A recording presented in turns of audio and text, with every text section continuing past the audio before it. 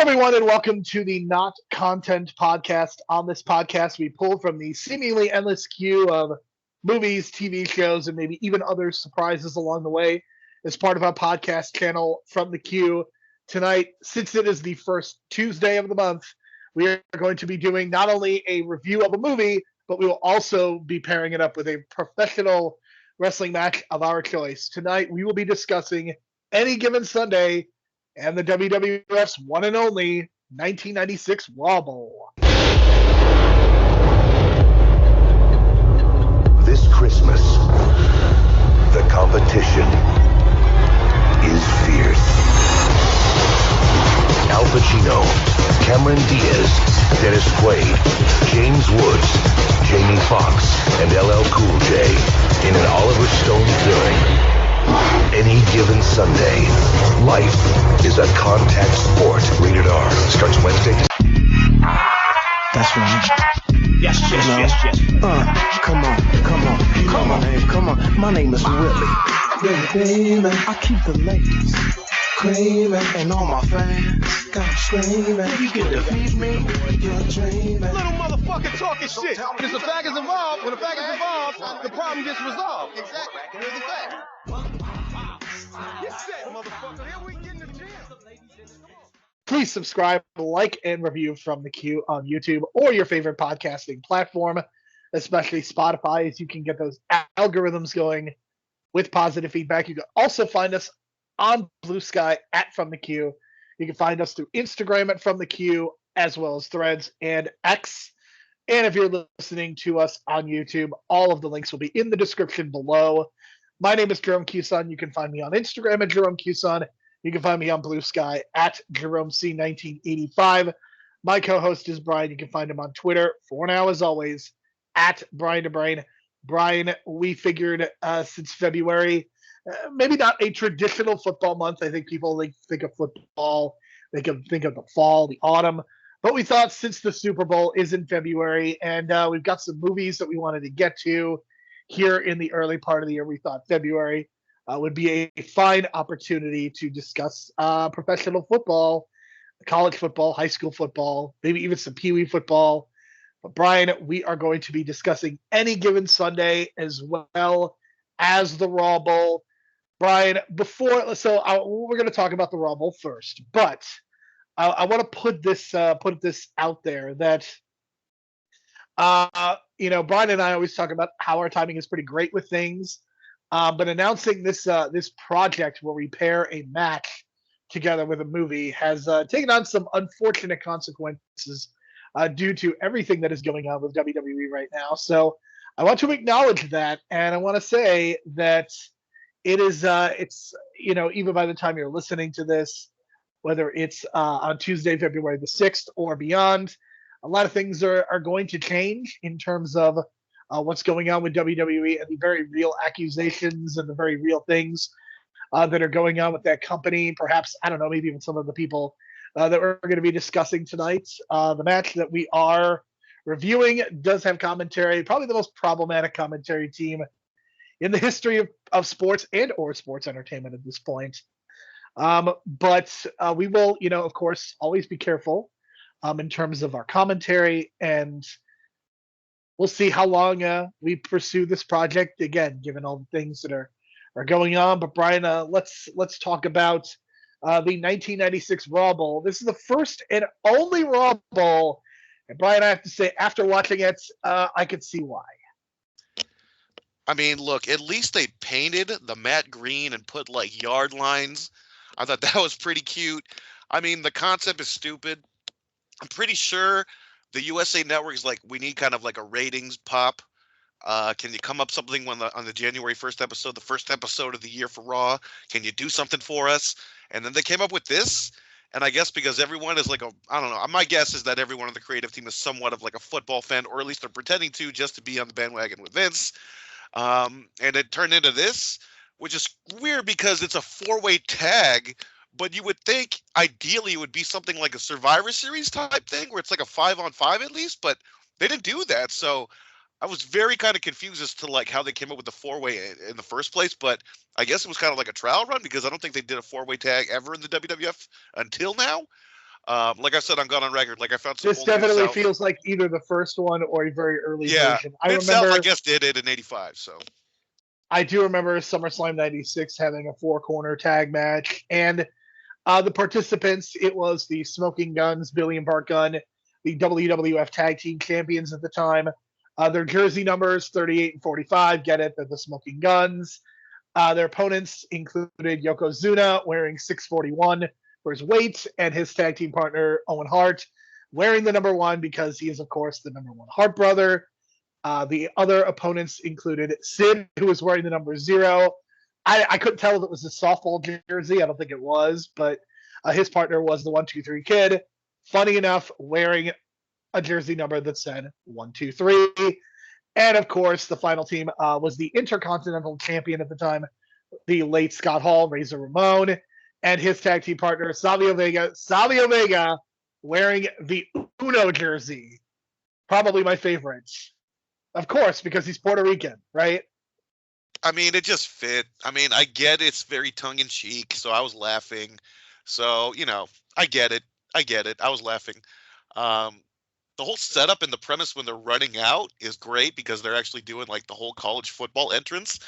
And they got a marching band like actually there with the whole like live audience, so that was pretty fun. Visually, it's cute. You know what I mean? But the match itself was okay, I guess. But in terms of execution, like it kind of set some things up too, because like at the time it was like a Razor Ramon 1-2-3 Kid feud while he was also feuding with Goldust, and they did both at the same time in this match, which I thought was really well done. And then they also kind of teased the Yokozuna turn. So they did a lot of things to kind of set the table, I guess, for like '96. But what I found interesting is that somehow the Smoking Guns are like the underdog and they're the tag champions, which kind of shows you the WWF style of booking. But Sid and the Kid should have been the World Tag Team Champions, but I think Sid got injured before this time because he wasn't at WrestleMania that year. I don't even think he was in the Rumble that year. I believe Sid was basically gone for a few months. I know he basically returned to replace the Ultimate Warrior in the summer of 1996. That is my recollection of those events. But it's kind of a weird match because the whole gimmick of the match is that unlike any other wrestling match, you can actually call timeout here. And the timeout, so the 1-2-3 code calls timeout. Razor Ramon hits the Razor's Edge, and I'm like, okay, they're going to disqualify him because he's the Intercontinental Champion, and they're going to not have him lose. Okay, that makes sense. No, he completes the move. The referee does nothing. Ted DiBiase goes on the apron, and that's when the referee throws a flag, which I don't even know what that means. Sid hits him with a clothesline, like it's the Survivor Series, and 1-2-3 Kid pins him for 3 counts. And it's a really, really strange thing. And then you have Savio Vega apparently calling a timeout. Referee didn't see it. You have Yokozuna calling for a timeout. He didn't see it.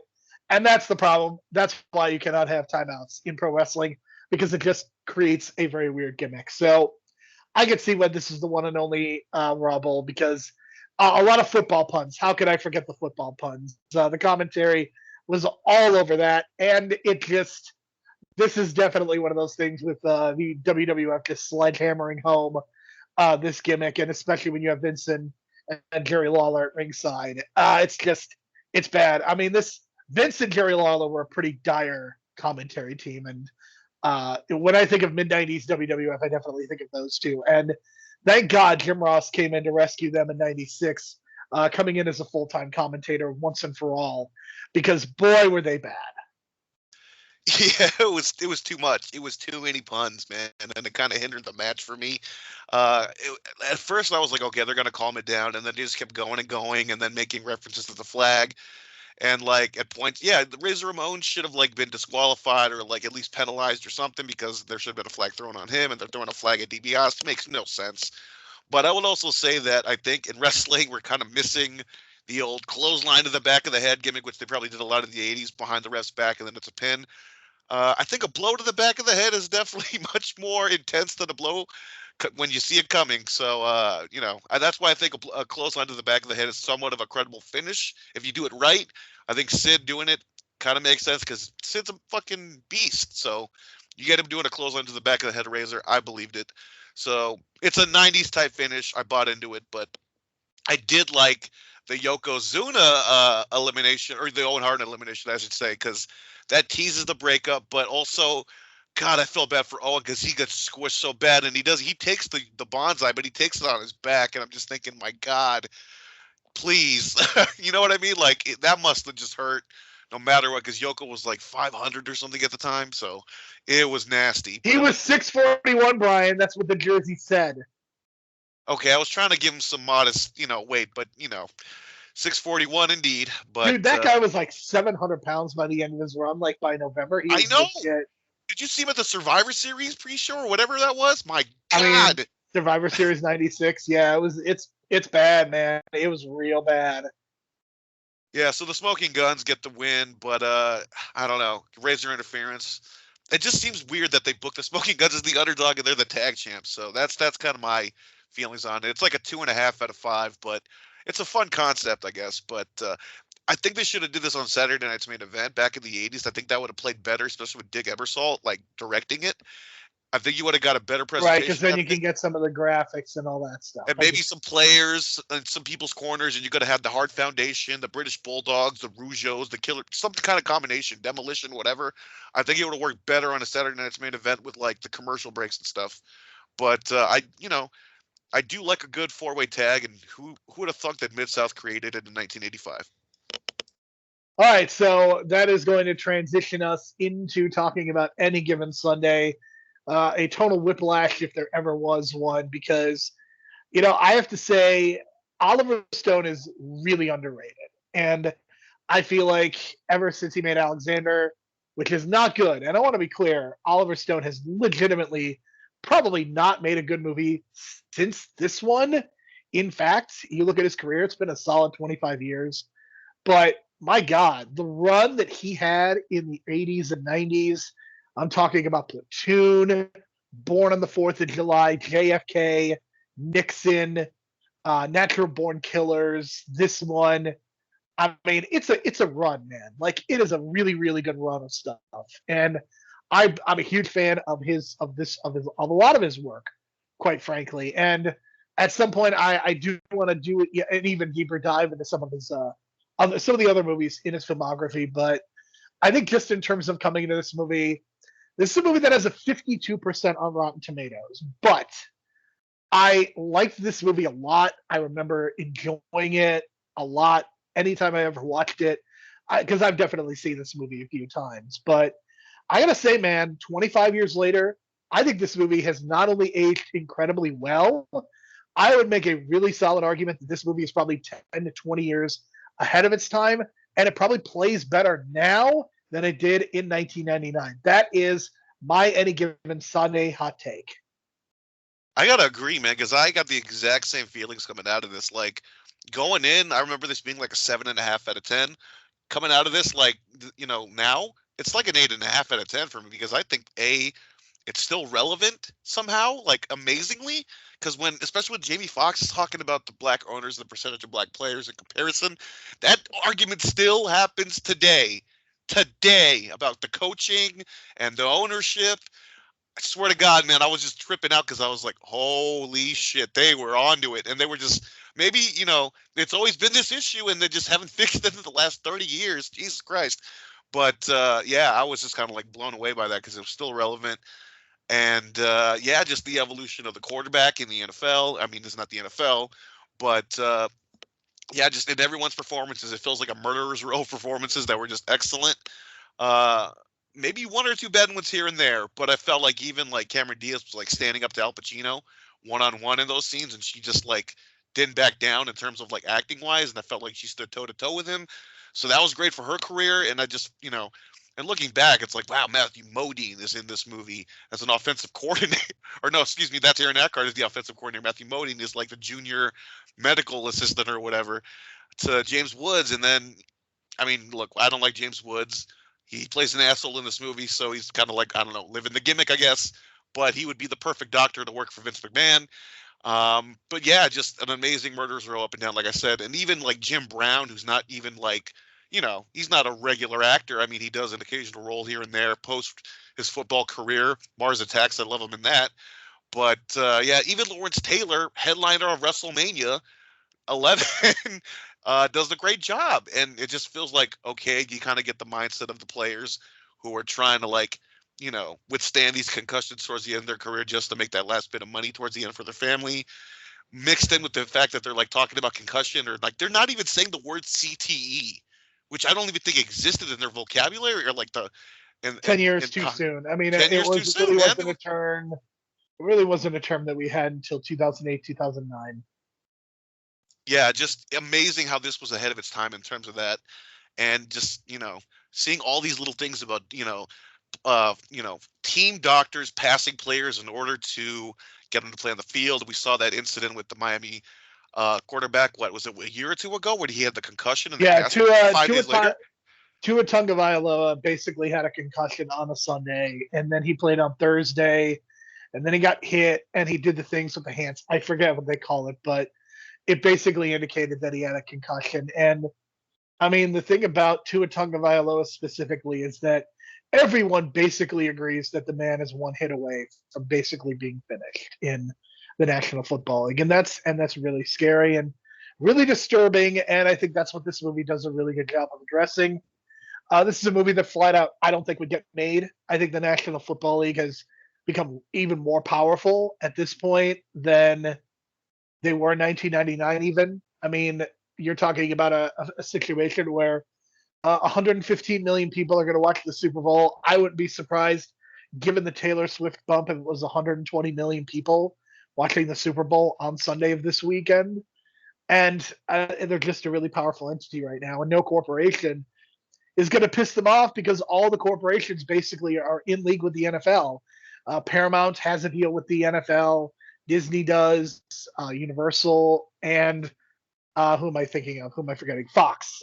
They all have deals. And even though Turner does not have a deal with the National Football League, I can't imagine them wanting to piss them off. I mean, even HBO, they do Hard Knocks. So I don't think that Warner Brothers is going to do anything either. So it's a movie that is very much of its time that we will not see again. And again, it's just really unfortunate that this movie is probably not going to get the credit that it deserves for really having a lot to say. And you mentioned the performances. The thing that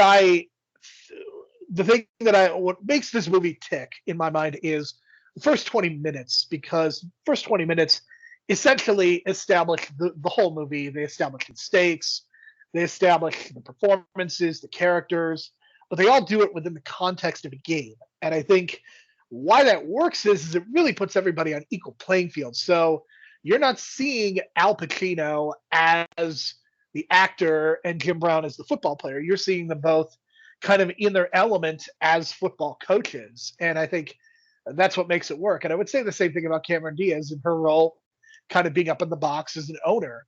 And I just think that this movie works spectacularly well because of those first 20 minutes. I think it really does a great job of setting everything up. And I mean, there's a part of me when I see Lawrence Taylor and Jim Brown interacting with each other. And again, we are talking about two Hall of Fame caliber football players. We are talking about perhaps the greatest running back in the history of the game and the greatest linebacker in the history of the game. And they're just yelling at each other. And I can't help but look at those two. I'm like, do these two really hate each other? Because, I mean, again, I don't know if they're great actors, but they certainly made me believe that there was a little bit of heat between them. And that's really all you can ask for. And I mean, Pacino, this is not quite his peak, but this is just 4 years after Heat. This is 6 years after his Academy Award, and arguably his 21st century has been a really mixed bag. But this was wonderful in terms of playing the Bill Parcells type head coach. I mean, he nails this role. I mean, this is kind of a layup. I'm surprised that nobody had ever had him play a football coach or a basketball coach or even a baseball manager earlier. But I mean, he pretty much nails this role. And then you've got the Oliver Stone cast of characters. Matthew Modine, who has been in other Oliver Stone movies, James Woods, even John McGinley, playing the journalist. So just a spectacular cast across the board. And I know you are very curious to talk about the soundtrack. Yeah, it's like this amazing mix of like modern rap at the time and like old school stuff, which kind of represents the characters in the movie. So like every time you see Pacino or some of the old guard of like the football team, they play this like old school, maybe like jazz or like maybe some Smokey Robinson, right? And then when you cut to Jamie Foxx or like LL Cool J, they switch it up to the modern rap. So I thought, man, this is very representative, like the old school meets the new school, and it's like up in the screen. You see the contrast and styles, and like the actual verbal confrontations between Pacino and Jamie Foxx about the old school way and the new school way, which we'll get into. But it kind of reflected the soundtrack, and I thought that was a really smart way to do it. And they didn't really do a lot of like score, but like the soundtrack is very specific, and it's so expansive to the point where like not every song actually made the soundtrack. Where it's like it's actually broken down into two like volumes. Volume one is like the modern rap stuff. Volume two is the old school stuff. So yeah, I would recommend seeking that out because I didn't even know that was like a thing. I thought it was probably just one soundtrack, but just going through this movie again, hearing all these different awesome songs, everything just got to fit, and they kind of mixed like with the cliche sports songs you hear in every sports movie too. So I thought, okay, so they're kind of playing the casual, mixed in with like some of this old school stuff to kind of like show you how like Al Pacino's been there for like since the '70s, I guess, as like a coach or whatever. That's like that's the assumption. But I just thought it just fits so well, and an excellent job. It's very very Tarantino esque with some of these music cues, but it just fit like every single scene like had the right music tone to it and the right music choice. I thought it was excellent. Um, in terms of like the visual style as well, I thought big contrast to what we saw last week in last Boy Scout. I thought the cinematography was excellent, except they still can't film football at night. I don't get it. Just put some actual spotlights. Like I think Friday Night Lights got it right. I've never even seen that show completely, but I've seen some of those scenes just to see how they shoot the night scenes for football. They got it right. So I don't know what it is. Like it's a stylistic choice for the '90s, I guess, but they didn't get that right. But the day stuff and the indoor arena stuff, they got that perfect. And I thought the cinematography was great in this movie, and the editing was amazing because there were just so many cuts, but it just kind of fit the narrative because it just kind of feels like almost like a reality show, like ahead of its time kind of thing. So there's four listed or credited editors to this movie, and I can see why, just to kind of cut it even more and then cut it even more till it's right and perfect. So I thought the editing and the music cues were just excellent in this movie to go with the acting, and it kind of fit the mood of each scene.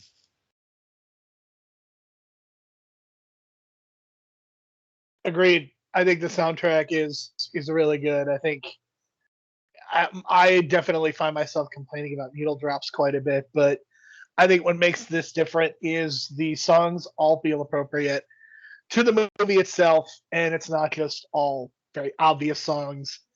I do like the fact that they play some obvious songs you would hear at a sporting event. I think that makes sense. I think because I think it just puts audience members in that mindset. So I think it's actually helpful to play some of those. And I agree that playing the rap also a very good idea. But I mean, I could go on all day about what makes this movie work because I think this movie is really underrated.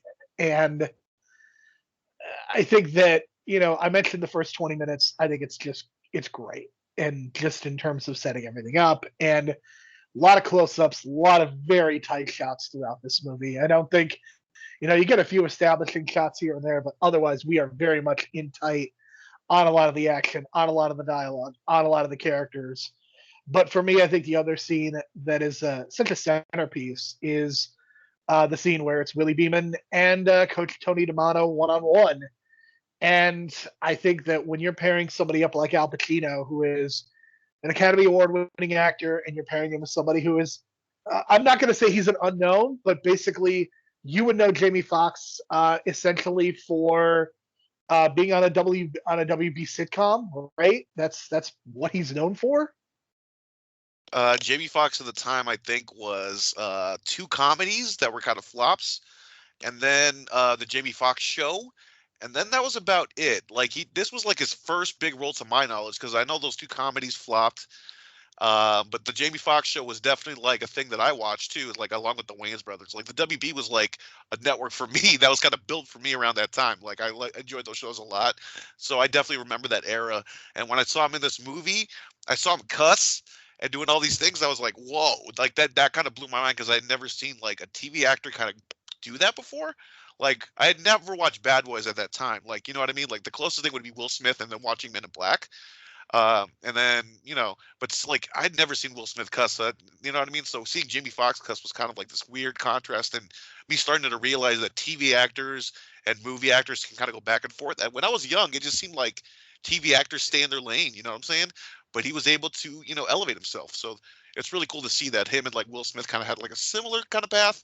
Will Smith had a more obviously financially successful more path, but hey, they both got Oscars. I mean, I think that last week we both felt frustration about Damon Wayans and his performance, and I think that having him actually play the position helps a lot. And I'm not sure that his throwing motion was perfect, but I certainly buy the idea that Jamie Foxx is a football player. I love the fact that they use a lot of the terminology of plays throughout. I think that also kind of helps sell the idea that these are real people who actually know the game, and it's not just a bunch of guys pretending to play and coach football. I think that's really useful and really helpful. But the scene of just the old school versus the new school, I think it works out really well because I think the way that Tony D'Amato talks to everybody, I think there is this feeling of, whenever he talks to the owner, and look, the fact that Cameron Diaz is a female owner may undoubtedly play a role on this, but I think that Tony D'Amato feels very disrespected by so many people. The fact that he is either being talked down to by the owner, the fact that his trainer is a liar, the fact that his offensive coordinator seemingly doesn't want to listen or respect him.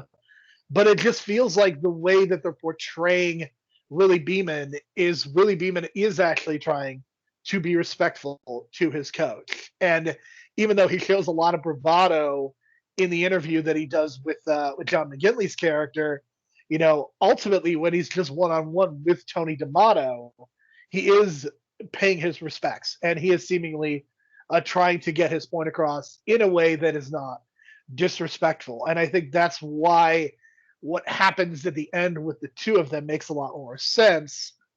Whereas, and I know you've talked about some of the timeline issues, like essentially this movie basically takes place in a 6-week span because there's 4 games and there's 2 bye weeks. So basically this takes place over 6 weeks. And the idea is that Willie Beeman becomes a kind of a superstar in a matter of weeks, which is plausible for a backup quarterback who plays well. But I think it's also fair to say, like, what kind of a commercial would he actually get?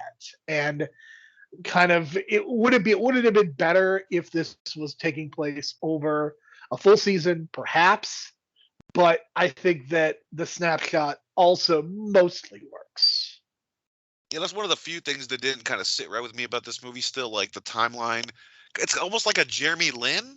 I guess another recent example would be Brock Purdy. But Brock I Purdy think didn't get like Tommy DeVito is actually a much better example because I think Brock Purdy was getting a lot of attention and a lot of credit, but I don't think that he was developing a following. I mean, the thing about Willie Beeman is that he is developing a following and is getting like commercial deals and is being talked up as kind of the future. And I mean, I don't know that Tommy DeVito was necessarily being talked about as the future, but very quickly, because he's an Italian from New Jersey playing for the New York Giants, like the man is very clearly going to become almost a symbol more than a human being in some ways. So, I mean, I think Tommy DeVito might be the better example, but I don't know. I can't really think of another. I mean, I'm sure that there are other examples of this, but I can't think of any that where a third string quarterback essentially came up and became the guy in a matter of, weeks. Yeah, that's like kind of my thing with this movie in terms of the writing. Um, like the other gripe I have is actually Oliver Stone himself casting himself as the announcer, which didn't work for me at all. It never works for me in this movie. I wish like they switched the casting up, and I might have actually put what's his name, John C. McGinley in that role instead. because I think he's got the charisma for it. And like, I don't know, I kind of picture him in the booth. You know what I mean? Like the guy in the booth, and he can talk. We know he can talk from Scrubs.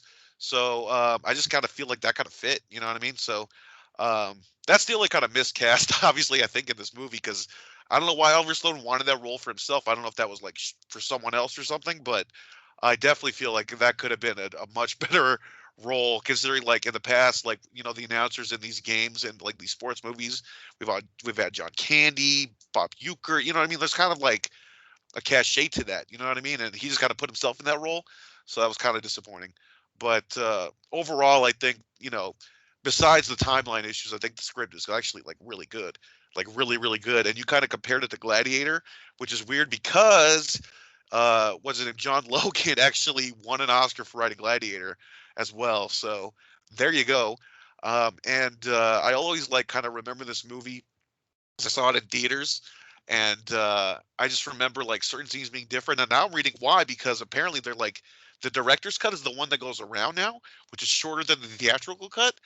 And I just remember certain scenes playing out a different way. Like I remember Dennis Quaid, uh, like actually being in the hospital, not having like a home nurse. I remember an actual scene in the hospital. He's like screaming, like, "Give me the damn nurse!" And like I think some of the scenes kind of played out differently in the director's cut, where they put that scene kind of like in his home. But I just remember that being in the hospital. So there are some changes. I'm kind of curious if there is like a theatrical cut out there. But because I kind of remember things differently, and I remember this movie being a lot longer too, and it was longer in the theater. So yeah, just if you're ever interested, people, because it's one of those things where the director's cut kind of takes over again, kind of becomes the actual, you know, cut that goes around. That kind of happens with Mallrats, Superman 2. So I thought that was kind of interesting whenever these director's cuts go around. But yeah, like it's, you know, a budget of 55 million, and you can tell with this cast. And I guess we're not even done actually with the cast now that I'm looking at it. Like Cameron Diaz playing Stephanie McMahon ahead of her, like 2 years ahead of the gimmick, maybe. See, I don't know that she is necessarily playing Stephanie McMahon specifically. Like, I think that is a type of person that I think she just plays that role really well. And I think I will point out before we get into the Cameron Diaz conversation further. Do you realize that Cameron Diaz is coming out of retirement this year? I didn't even realize she was in retirement. So yeah, she basically said she was done a few years ago, but probably needs the money. And do you realize who she is starring in a movie with for Netflix later this year? I'm just going to guess Jamie Foxx, because that sounds about right. Bingo. Yep, it's Jamie Foxx, of course. Okay. That just feels right, because Netflix, Jamie Foxx, yeah, okay. There you go, because they kind of tease a romance, and I was kind of like, glad they didn't do it, because that's what Ted Lasso kind of did. It would have been really bad. Oh, man.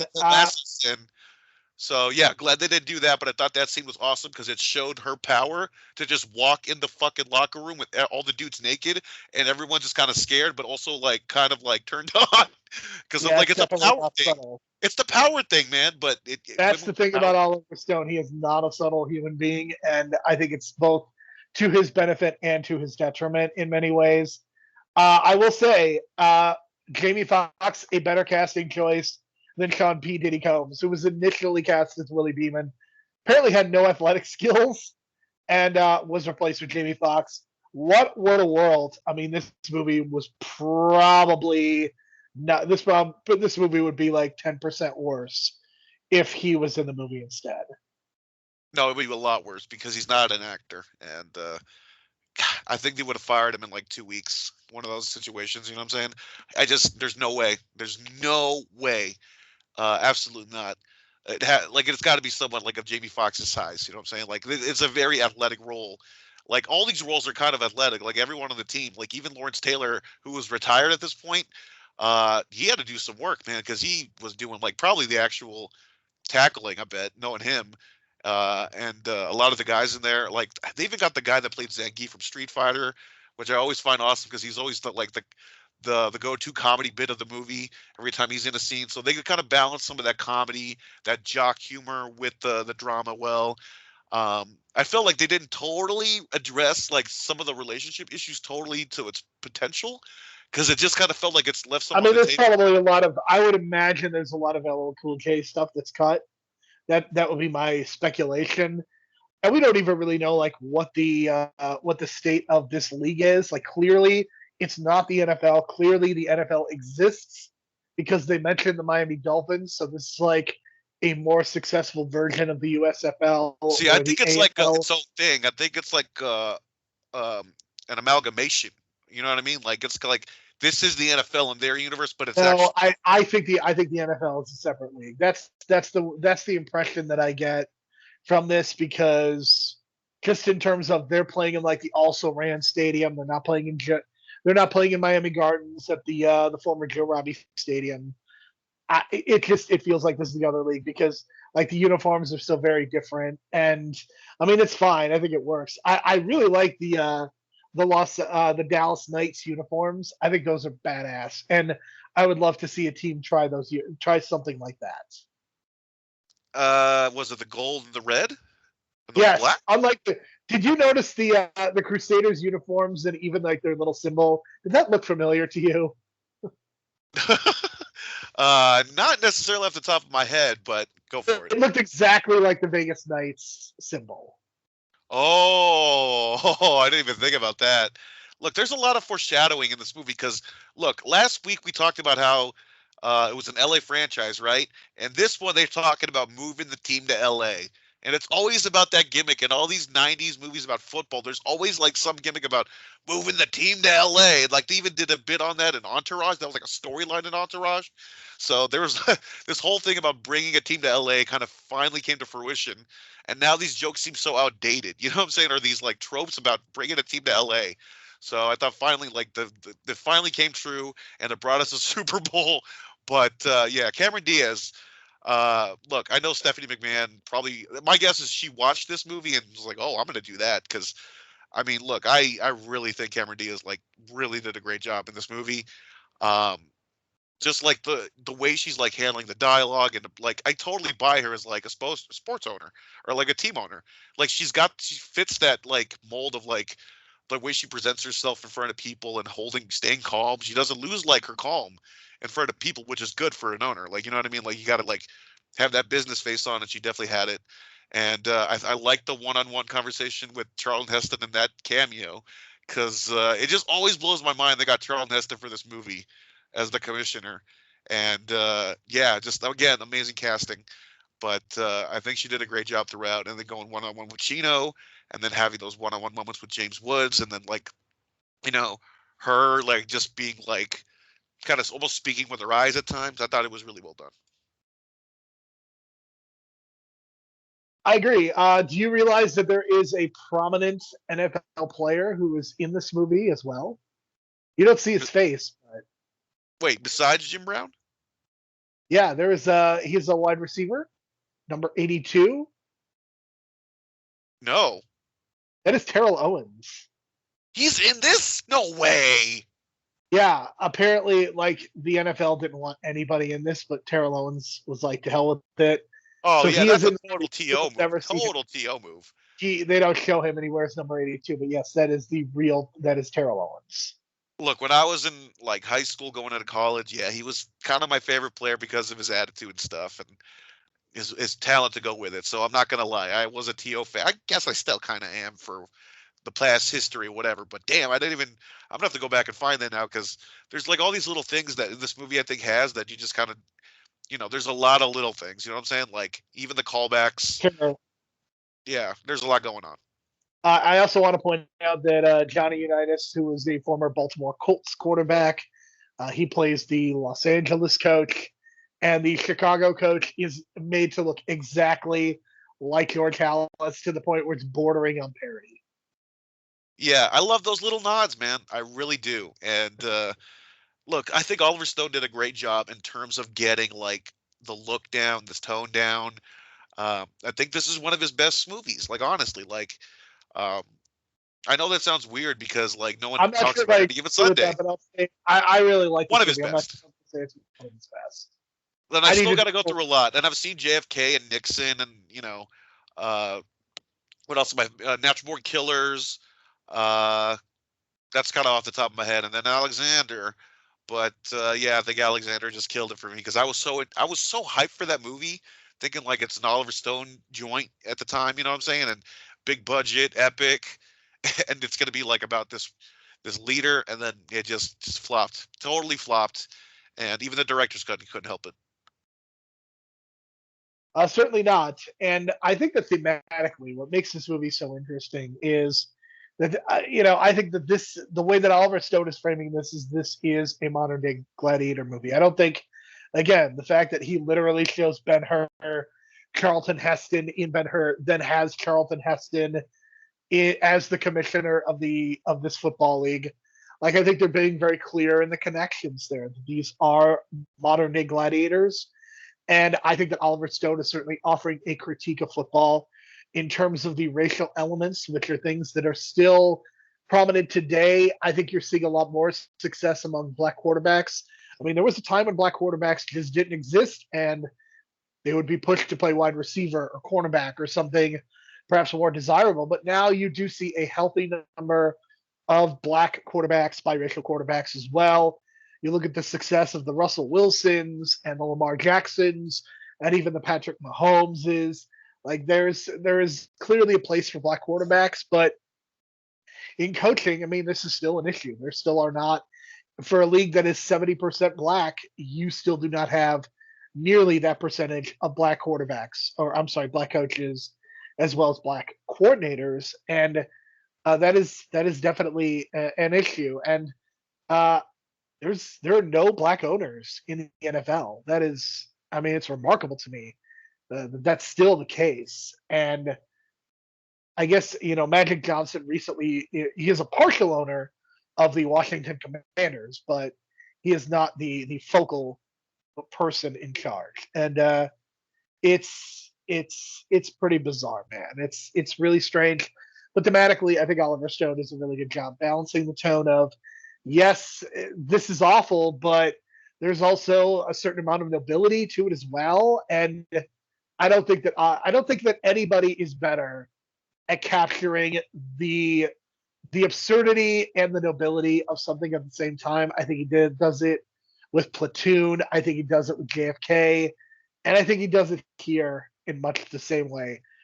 With football, perhaps a little bit of lower stakes, so maybe that'll work better for some people. But I really, really like this movie. I've always really liked this movie, and it's weird to me that the critics were so negative to mixed on it. I know I did read Roger Ebert's review; he gave it a solid 3 stars. But I really do enjoy this movie. I think it is genuinely good and highly underrated, and it is a movie that I would recommend people check out because I don't know that Warner Brothers is going to be marketing this movie again, given how everybody's in bed with the NFL. But this is an important watch. I would strongly recommend people check this out. Yeah, because we had to find it on Prime and pay for it. So what does that tell you if it's not being, promptly advertised on HBO Max, where you can have all these list of stars and promote them for being in this movie? And because people, I mean, Netflix does that all the time. They'll re-advertise like old movies on their app, and then boom, that just starts more people start watching that old movie again. You could easily do it with this movie, and they choose not to. I think obvious reasons why. And you talked about that, modern gladiator kind of thing. Oliver Stone co-wrote Conan the Barbarian, so there you go. Yeah, this is an 8.5 out of 10 for me. It's grown like a fine wine. You know what I mean? It's aged like a fine wine. Just incredible performances up and down the board, except for Oliver Stone himself, like I said. But yeah, I would definitely recommend this movie. I would recommend just watching the speech before. I guess it was halftime, or no, the speech before the playoff game. And my God, Pacino just nails it. And I was listening to that while I was playing Mario Party against my friend at the same time, and I was jacked to play, and I won. So what does that tell you? That speech is incredible, folks. If you've never heard it, where it's comparing life and football, it's a game of inches. Life is a game of inches. It's beautiful. I love that Willie Beeman mocks the speech, like he mocks the idea of the big halftime speech or the big pregame speech, and then he falls into it. So, great delivery by Pacino, a really solid performance. I didn't know that you were going to like this. I thought we might be almost in disagreement on it, but I think you and I are about on the same page. This for me is a solid 8 out of 10, and yeah, high recommendation to watch. Yeah, I liked this movie when I watched it in middle school, and I didn't totally understand everything about it. But this was the first time I saw like a football player cry in pain when Dennis Quaid was like crying for a nurse or some kind of painkiller or something. That was the first time I saw that, and then I realized, oh, this is more than just Some really playing good out. subtext with the pain, and I also love that Matthew Modine is like slowly going to the dark side after James Woods' character is summarily fired. That's some great circle of life crap. I love that. Oh yeah, that was great too. And because at first he does act innocent and tries to do the right thing, and then clearly he learns the ways of the upper management, so to speak. So yeah, good stuff all around. And again, it's the little things about this thing because it's so epically put together with all these different actors. It's 2 hours and 40 minutes, but there's a lot of detail in it, and there's probably going to be something I'm not going to discover, or that I will discover in the next viewing in the next 5-6 years. All right, so that is our discussion of any given Sunday in the Raw Bowl. I'm very excited to continue on with football themed month. And Brian, the next episode is all you. This is your selection. You're going to be hosting next week. Tell the listeners what they have to look forward to next week. Little Giants, folks. And I know it's kind of like a childhood favorite for a lot of us. I watched this so many times as a kid. The perennial underdog story, kids that didn't make the team, playing the team, and then winning, so to speak. So it's great. There's a lot of fun stuff about it. Rick Moranis is tremendous in it. It's probably one of his best roles. And Ed O'Neill, my God. I mean, to go from Al Bundy and this back and forth, like it was kind of crazy to see as a kid at the time. Because you're rooting for Al Bundy, but you're not rooting for this guy. So I thought that was really kind of cool to see him as the heel, so to speak. So I'm definitely excited to check it out next week, and it's going to be a definite throwback. I mean, you got Janusz Kaminski, who is the cinematographer. Do you know what else he was the cinematographer for, Brian? Not off the top of my head. Saving Private Ryan, Schindler's Wow. List. Wow. Okay. That story. Look, maybe that's why, like, he shoots that. Because, look, if you think about that movie, like, the whole movie takes place during the day, which is probably most of the movie, but I think that's a good conscious decision. And it looks beautiful because it sticks out. So maybe he just needed something really light after doing the very heavy Schindler's List. Hey, man, whatever you say about him, he makes you remember that water tower at the end, right? I mean, the remarkable thing about this cast, I want to point out, is that many of them do not have even Wikipedia pages. So that's pretty amazing. But yes, we are definitely going to talk about Little Giants, an Underdog Sports movie, which is a 90s staple that we all have to look forward to. For Brian, my name is Jerome. Thank you so much for listening. We will talk to you again next week. Okay, dude, this is another Warner Brothers movie, so that's what, 3 in a row? Like,